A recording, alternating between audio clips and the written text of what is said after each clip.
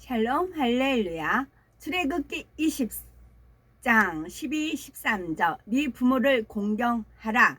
그리하면 네 하나님 여호와가 네게 준 땅에서 네 생명이 길리라. 살인하지 말라. 아멘. 제6계명 10계명 여섯 번째 제5, 6계명입니다. 10계명 중에 제5계명 네 부모를 공경하라는 말씀과 제6계명 살인하지 말지니라 하신 말씀에 대해 살펴보겠습니다. 우리가 하나님을 사랑하고 이웃을 사랑하는 것, 이 두 가지만 마음에 이룰 수 있다면 다른 계명들도 능히 지킬 수가 있습니다. 하나님을 사랑하는 사람이라면 하나님께서 그토록 싫어하시는 죄를 지을 리가 없고, 이웃을 사랑하는 사람이라면 이웃에게 어떤 악을 행할 리가 없지요. 그래서 로마서 13장 10절에도 사랑은 율법의 완성이라 하신 것입니다. 그러나 하나님을 사랑하라, 이웃을 사랑하라고만 말씀하시면 구체적인 내용을 잘 깨달을 수가 없으니 성경 66권의 말씀으로 풀어주셨고, 10계명도 결국 하나님을 사랑하고 이웃을 사랑하라는 두 가지 계명을 좀 더 자세하게 풀어서 설명한 것입니다. 그 중에서 제1계명부터 제4계명의 내용이 바로 하나님을 사랑하라는 계명에 해당하고, 제5계명부터 제10계명까지는 네 이웃을 네 몸과 같이 사랑하라는 계명에 해당하지요. 네 부모를 공경하라. 10계명 중에 제5계명은 네 부모를 공경하라는 것입니다. 부모님은 우리를 낳아주시고 길러주신 분들이니 굳이 10계명에 나오지 않는다 해도 선한 양심이 있는 사람이라면 부모를 공경하는 것이 사람의 마땅한 도리인 줄을 알지요.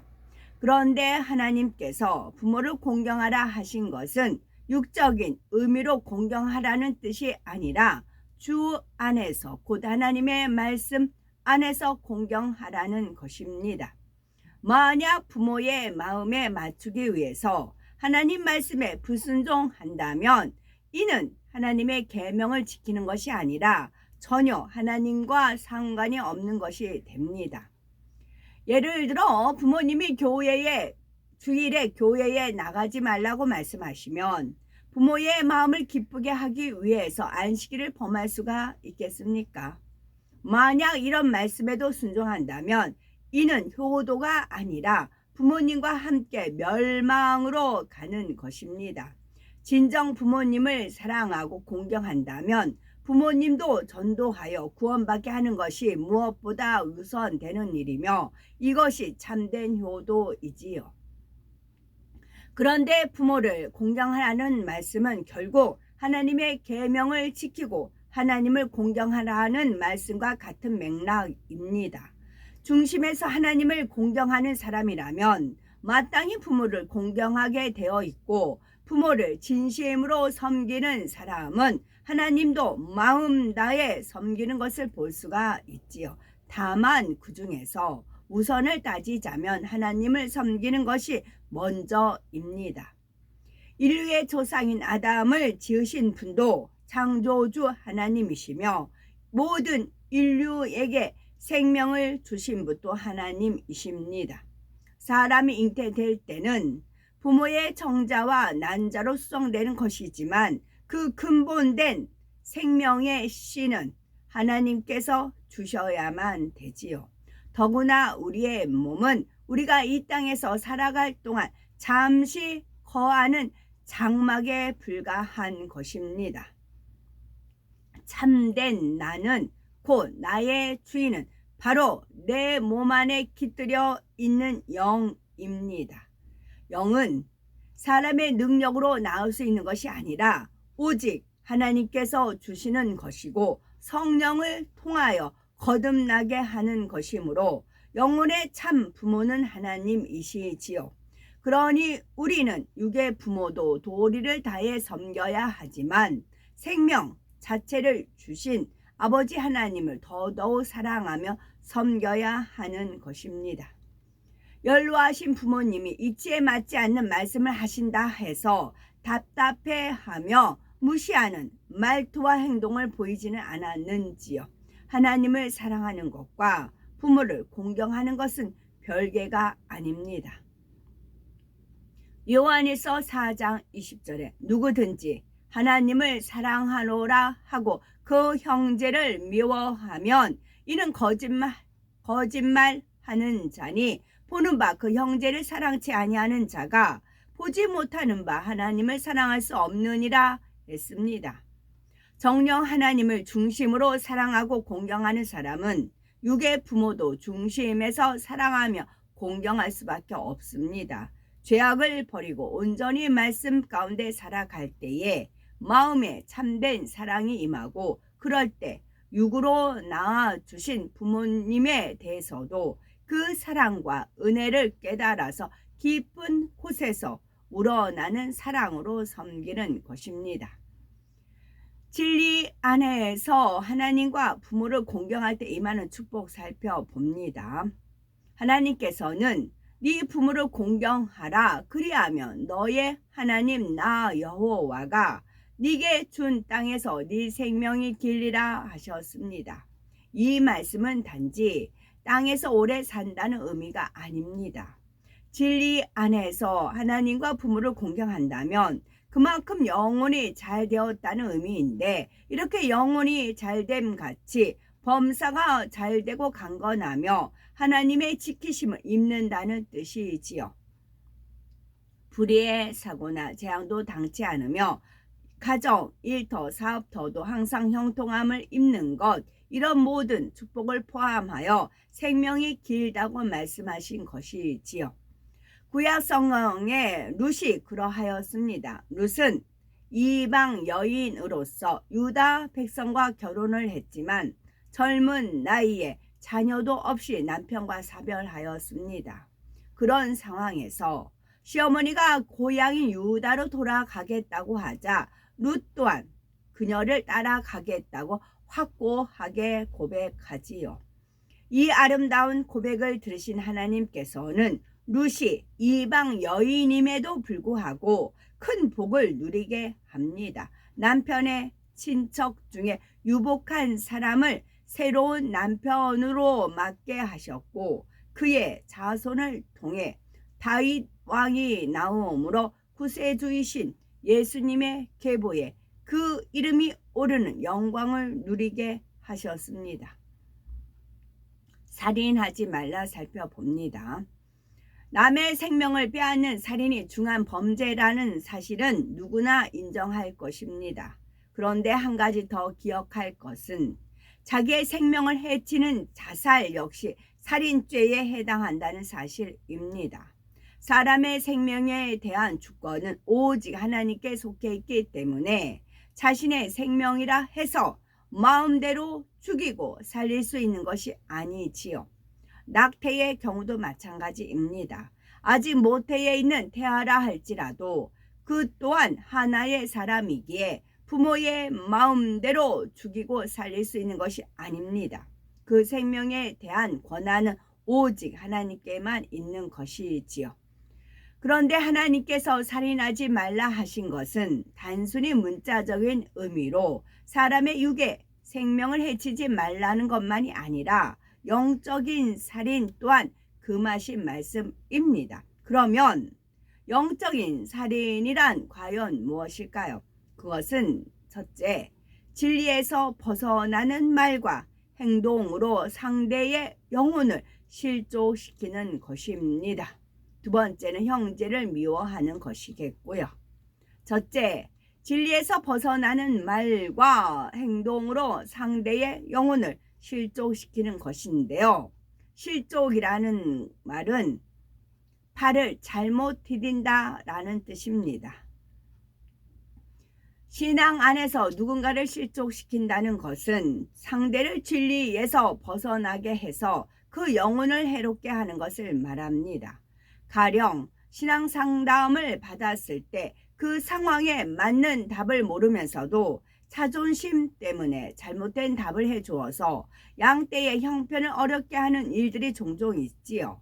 결코 이런 일이 있어서는 아니 되며 바른 상담을 해줄 자신이 없다면 나중에 알려드리겠습니다 라고 기도해서 정확한 주관을 받든지 혹은 답을 알 만한 분에게 질문해서 정확한 답을 줄 수 있어야 합니다. 또한 입 밖에 내면 안 될 말, 악한 말을 전하여 상대의 영혼을 실족하게 하는 것도 영적인 살인입니다. 악한 말로 남의 허물을 판단 정죄하고 사단의 회를 만들어 수군수군하는 것, 이간질하는 것 등이 이에 해당되는 것이며 이로 인해서 형제가 다른 사람을 미워하게 하거나 악을 행하게 만드는 것입니다. 특히 자신이 직접 본 것도 아니면서 주의 종이나 교회에 대해서 비방하는 말을 전하여 많은 사람들을 실족시킨 경우도 하나님 앞에서 반드시 계수하게 됩니다. 그런데 어떤 경우는 상대가 실족시킨 것이 아니라 자신의 악으로 인해서 스스로 실족을 당하기도 합니다. 예수님께서는 진리로만 행하셨지만 악한 유대인들이나 가룟 유다 같은 사람은 빛이신 예수님을 인해서도 실족했던 것을 볼 수가 있습니다. 이는 예수님께서 실족시킨 것이 아니라 그들이 자신의 악으로 인해서 실족한 것이지요. 혹여 상대가 허물이 있다 해도 그 허물을 보고 실족한다면 자기 안의 악을 깨달아야 합니다. 어떤 경우는 자신이 신뢰할 만하다고 생각했던 사람이 비진리를 행했다고 해서 실망하여 하나님을 떠나는 사람도 있습니다. 또 하나님의 말씀을 듣고 스스로 걸림이 됨으로 실족당하는 경우도 있지요. 예를 들어서 단에서 죄를 지적하는 말씀이 나올 때 목사님이 내 말씀을 하시네, 목사님이 나를 찌르시네 라고 마음이 상해서 교회를 떠나버리는 경우가 있는 거지요. 자기 안에 진리를 받아들이고자 하는 선한 마음이 있다면 빛 대신 하나님의 말씀을 인해서 실족하지 않을 것인데 자신이 어둠 가운데 거함으로 빛이신 하나님의 말씀에 걸림이 되는 것입니다. 이렇게 사람이 실족하는 것 자체가 믿음이 연약하고 마음에 악이 있기 때문이기는 하지만 형제를 실족시키는 사람 편에서도 책임이 있습니다. 예를 들어 아무리 그 말씀이 진리라 해도 상대의 믿음의 분량에 맞추어 지혜롭게 전해야 합니다. 이제 주님을 영접하고 성령을 받은 사람에게 구원받으려면 술, 담배를 끊으세요 라고 한다거나 주일에는 절대로 가게를 열면 안 됩니다 라고 가르친다면 이는 마치 젖먹이 아기에게 고기를 먹이는 것과 같습니다. 억지로 순종한다 해도 마음의 짐이 되어 자칫하면 교회에 나오기를 포기해 버릴 수도 있는 거지요. 정녕 주님을 사랑하고 영혼을 사랑한다면 말 한마디를 해도 삶과 절제하여 상대에게 은혜와 덕이 될 수 있어야 합니다. 또한 형제를 미워하는 것이 있지요. 살인하지 말라는 것에 요한일서 3장 15절에 그 형제를 미워하는 자마다 살인하는 자니 살인하는 자마다 영생이 그 속에 거하지 아니하는 것을 너희가 아는 바라 했습니다. 단지 마음에 미워하는 것뿐인데 살인과 같은 죄라고 하시는 것은 살인이라는 죄악이 근본적으로 미움이라는 뿌리에서 나오기 때문입니다. 처음에는 마음에만 미워했다 해도 그 미움이 점점 발전하며 행함으로도 상대에게 악을 행하게 되고 결국 살인까지 할 수가 있는 것이지요. 마태복음 5장 21에서 22절에 옛사람에게 말한 바 살인치 말라 누구든지 살인하면 심판을 받게 되리라 하였다는 것을 너희가 들었으나 나는 너희에게 이르노니 형제에게 노하는 자마다 심판을 받게 되고 형제를 대하여 나아가라 하는 자는 공회에 잡히게 되고 미련한 놈이라 하는 자는 지옥불에 들어가게 되리라 말씀했습니다. 형제를 미워하는 마음이 있으면 이렇게 여러 가지 악을 행하게 됩니다. 욕하고 다투거나 시기 질투하기도 하며 판단 정죄하여 상대의 허물을 전하게 되지요. 거짓으로 속여 손해를 입히기도 하고 원수를 맺음으로 상종하지 않는 경우도 있습니다. 이렇게 미움으로 인해서 악을 행하는 모든 것들이 결국은 영적으로 살인이라는 말씀입니다. 구약시대에는 성령이 오시지 않았기에 마음에 할례하여 성결되는 것이 쉽지 않았습니다. 그러나 신약시대에는 마음에 성령이 오셔서 마음에 있는 죄성까지 버릴 수 있도록 능력을 주시지요.